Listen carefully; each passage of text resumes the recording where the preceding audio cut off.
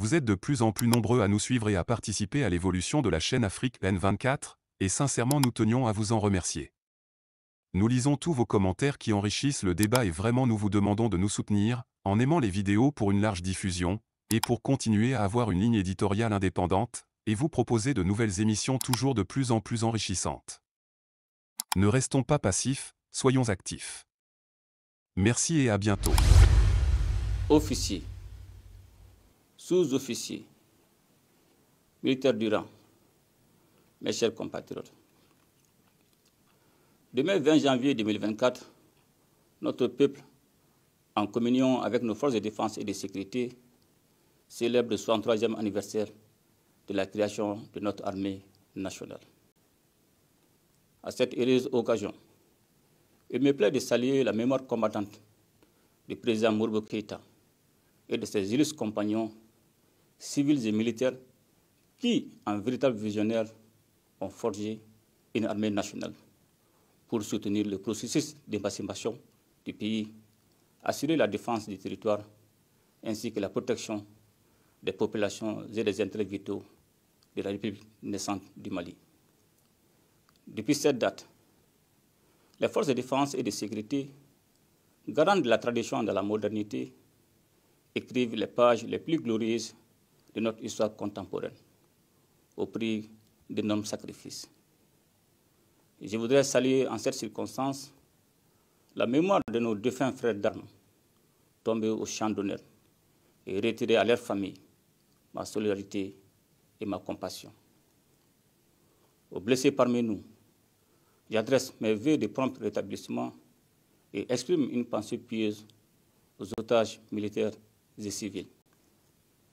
Officiers, sous-officiers, militaires du rang, mes chers compatriotes, la commémoration de la fête de l'armée, qui est un des symboles fédérateurs de notre peuple, aura lieu cette année sous le signe d'une mission accomplie, celle de la reconquête de l'intégrité territoriale du pays et du plein exercice de notre souveraineté sur l'ensemble du territoire national.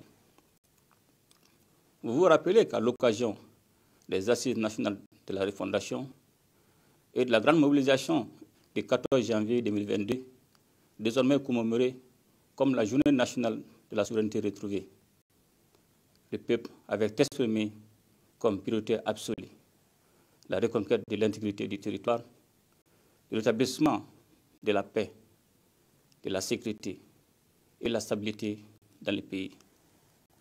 Cette mission, que de nombreuses voix considèrent comme étant au-dessus de nos moyens, est aujourd'hui presque entièrement accomplie par nos forces de défense et de sécurité avec nos ressources propres et dans le strict respect des droits de l'homme et du droit international humanitaire. Ces succès, faut-il le rappeler, résultent de l'application rigoureuse dans les plans d'action du gouvernement de la volonté politique largement exprimée par le peuple malien. En plus de la poursuite des réformes indispensables engagées au profit des forces de défense et de sécurité, les efforts du gouvernement ont porté, d'une part, sur l'accroissement des capacités opérationnelles à travers l'augmentation des effectifs et l'amélioration des conditions de vie et de travail des militaires.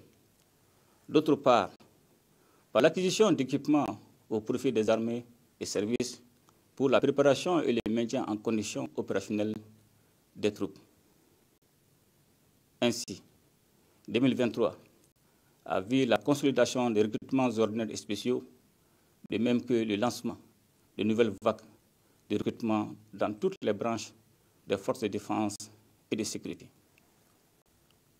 En parallèle, les programmes de formation, d'entraînement et de préparation opérationnelle des forces ont été adaptés au contexte.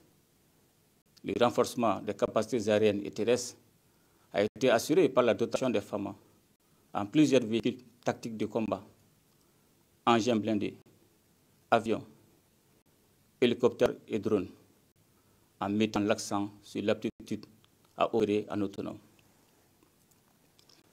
La réussite de la sécurisation du référendum du 18 juin 2023 et de la biennale artistique et culturelle à Mopti en est une illustration. Le renforcement des infrastructures a connu un essor particulier avec l'ouverture de sentiers, des camps militaires dans les localités de Bukuni, Kita, Djema, San et Kuchala, et avec la fortification des emprises sur le théâtre des opérations. De plus, le démarrage de la construction des logements au profit des forces de défense et de sécurité, ainsi que la révalorisation des états-majors par la mise à disposition des postes de commandement ultramodernes, contribuent à l'amélioration du cadre de vie des hommes et de leurs familles, de même que leurs conditions de travail. L'inauguration prochaine de l'hôpital militaire de Banakoro est un atout essentiel et un témoignage de notre profonde gratitude envers nos militaires blessés, mais aussi constitue une opportunité pour nos compatriotes qui bénéficieront des soins de qualité tout en réduisant les évacuations sanitaires au coût exorbitant. La militarisation de la police nationale et de la protection civile a été une des réformes déterminantes dans la transformation du corpus doctrinal des forces de défense et de sécurité. L'adoption du statut de la réserve et d'autres textes sur les armées et services s'inscrivent dans cette dynamique qui vise à harmoniser et à fortifier la doctrine d'emploi des forces, tout en garantissant une disponibilité accrue et une capacité de mobilisation à la hauteur du défi. Je voudrais saisir l'occasion que m'offre la commémoration des 103 ans de notre armée pour réaffirmer la ferme volonté du gouvernement de la transition de maintenir à un niveau élevé les efforts engagés en faveur de la défense et de la sécurité. Officiers, sous-officiers, militaires du rang, mes chers compatriotes, les résultats acquis nous rappellent l'héritage des pères fondateurs de notre nation et le sacrifice des milliers d'hommes, de femmes, civils et militaires qui se sont vaillamment battus pour que notre pays soit ce qu'il représente aujourd'hui, un pays libre et souverain, ancré dans ses valeurs morales, spirituelles et socio-culturelles, avec des communautés interdépendantes qui vivent dans la diversité et en harmonie. À cet égard, la fête de l'armée demeure pour notre peuple un exercice de souvenirs essentiels destiné à pérenniser notre glorieux passé, afin que les sacrifices consentis restent toujours vivaces dans la mémoire collective des Maliens. C'est également une occasion toujours renouvelée pour notre peuple de témoigner sa reconnaissance à nos forces de défense et de sécurité pour leurs combats et leurs sacrifices qui ont abouti à la libération de la patrie. C'est donc légitimement que je voudrais, au nom du peuple malien, exprimer ma satisfaction, ma fierté et mon soutien total à nos forces de défense et de sécurité pour leur engagement patriotique et leur professionnalisme dans la conduite de leur mission au service de la nation. Officiers, sous-officiers, militaires du rang, mes chers compatriotes, notre pays sort lentement, mais progressivement de cette longue crise multidimensionnelle qui a profondément affecté tous les segments de notre société. Au regard de l'ampleur du phénomène du terrorisme et à raison de son caractère transfrontalier, l'Alliance des États du Sahel concrétise notre fraternité d'armes avec le Burkina Faso et le Niger face à un ennemi commun. Dans un cadre intégré, formel et permanent, elle facilite la coordination et la gestion des actions militaires et sécuritaires par la mutualisation des moyens avec comme état final recherché la conduite et la poursuite efficiente des opérations conjointes. C'est le lieu de saluer la vision et l'adhésion entière de mes homologues et frères d'armes du Burkina Faso et du Niger à cette initiative historique. Au-delà du retour de la paix et la stabilité du pays et de ses institutions, le défi majeur pour nous reste aujourd'hui la refondation de l'État. Ce vaste et ambitieux chantier du gouvernement de la transition est une œuvre de conviction, un idéal qui doit structurer le comportement au quotidien de chaque citoyen. Sa réalisation ne sera possible que dans un environnement apaisé et sécurisée. Elle renvoie fondamentalement aux missions des forces de défense et de sécurité, toutes choses qui justifient largement la primauté accordée à la composante défense et sécurité dans les plans d'action gouvernementale. Officiers, sous-officiers, militaires du rang, mes chers compatriotes, les succès tactiques et opérationnels réalisés par les forces de défense et de sécurité sur le cadre des opérations ont permis à notre pays de commencer à rétablir la paix et la sécurité sur l'ensemble du territoire. En somme, le contexte spécifique de notre pays exige la poursuite de l'opération Maliko en coordination avec les autres initiatives de stabilisation dans les centres et dans le nord pour l'atteinte des objectifs fixés dans le cadre d'une approche globale de la crise multidimensionnelle que nous traversons. Cette posture nécessite, dans la détermination et dans le professionnalisme, le redéploiement effectif des forces de défense et de sécurité sur le territoire national.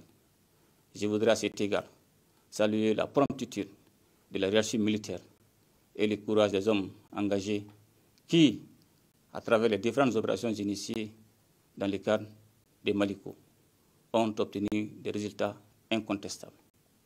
Il s'agit, entre autres, de l'opération Keletiki, orientée vers la recherche et la destruction des sanctuaires terroristes, de l'opération Tilekura, pour la sécurisation du processus électoral, et récemment de l'opération Dugukoloko, pour la finalisation du redéploiement des forces de défense et de sécurité sur l'ensemble du territoire national.